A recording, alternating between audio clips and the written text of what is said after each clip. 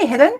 Hi, Rob. This is it. I think about 1 week to go, and lots of people have already started exams. So this will be the last on exam tips for creating questions. Yeah, definitely. I think next week is the last week of teaching for many schools. And as you said, lots have started already. So what are we looking at today? Well, when we were compiling our questions for creative questions and practical questions, we came across ones which didn't fit any category. So we decided to put them into interesting questions category. I love it. Really, all we're trying to do is create questions that make for an interesting, enjoyable, engaging paper.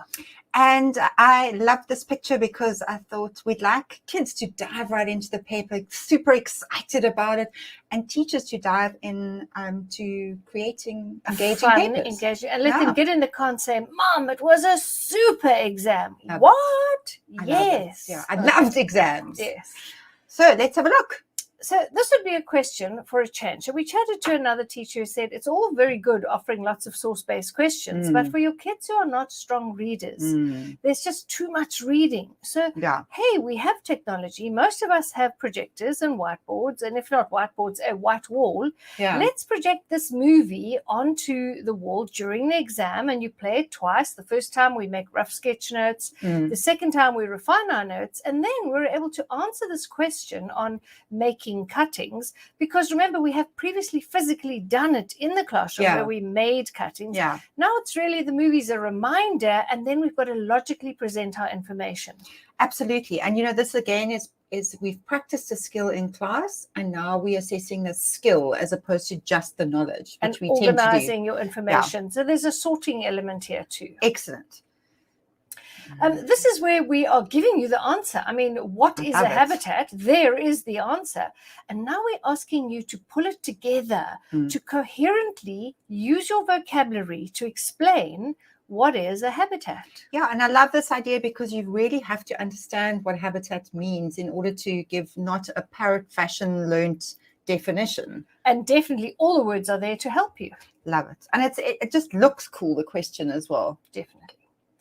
So this is a curation question where you would give them several definitions on subsistence farming, because they've done this in grade 4. And some of these are quite heavy, and there's a short one and a longer one. And then you would ask them the question. Use the knowledge from all the definitions above to explain what subsistence farming is to a younger person. Use your own words. If time allows, you may draw an appropriate picture. So basically, they're making a little dictionary. That's what the little book is for. They're answering their own dictionary definition, and they could illustrate it, thinking of maybe a grade 2 or 3 child, what that means. And again, awesome. they've got to, as you said, it's a skill. It's a skill. And we've been teaching the note-taking skill all the time. Lovely.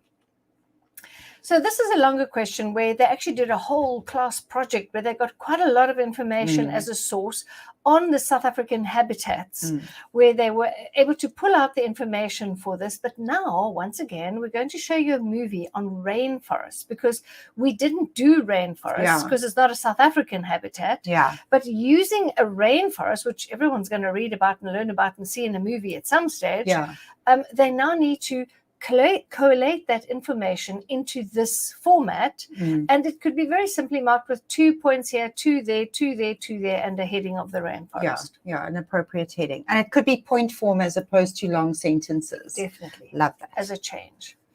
This is rather cool. We had it in the lesson, but if you didn't do it in the lesson, because there was plenty more identification, here you have to identify the stamens and you have to identify the style, and you've got to put it together following instructions. And then if you look at the rubric, you've got to have colored in the flower in an authentic way, not all green. Flowers generally are darker and then they come up. And so it is quite a fun task, and you'd be cutting and gluing. And so I'm thinking we could even do this for term 4 with like a moon rover or a space rocket, if you could find like all the parts that you put together. And quickly put them together. Yeah, same idea.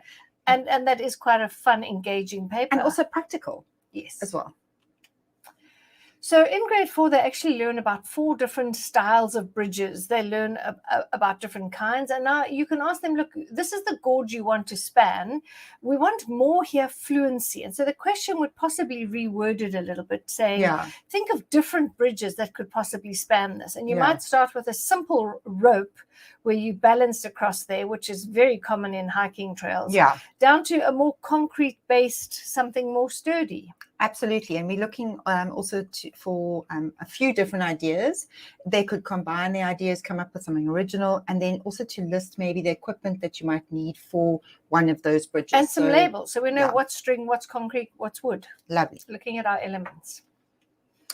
This is a very cool question as well. So looking at in the Indian Ocean traders and then designing a Twitter feed, a Twitter account and a Twitter feed for use. Basically, what was the question? Then tweet about what's happening in the world of trading at that time.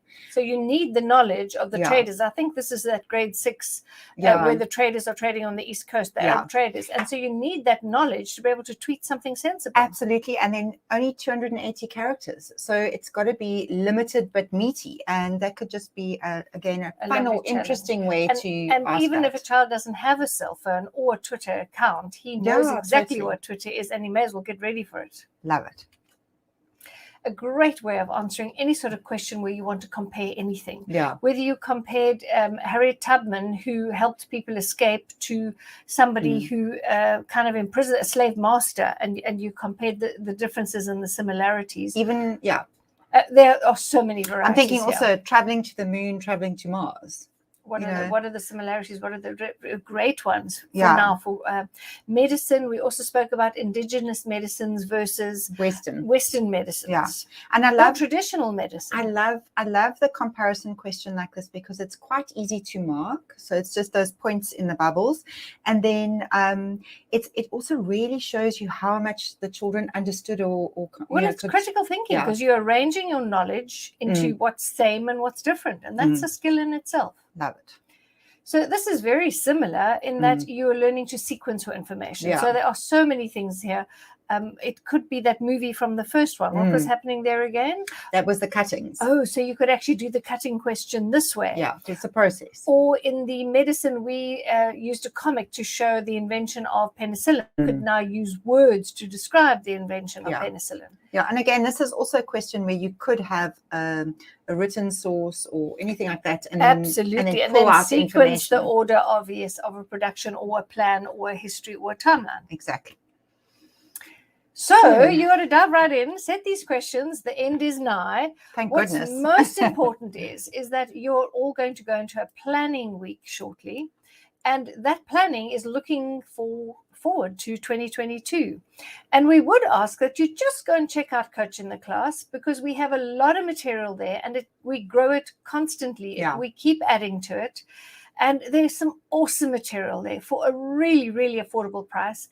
And of the 8 weeks of lessons, if you only use 2 weeks, you've already paid for it. And it is exciting, engaging work that I know your children will love because everybody who has used our work has said how they love it and they come back. And in fact, somebody's just bought Mapungubwe, which is like term 3 history. Term 1's history for next year already, anticipating that she needs it. So clearly that's where your heads are going to next year.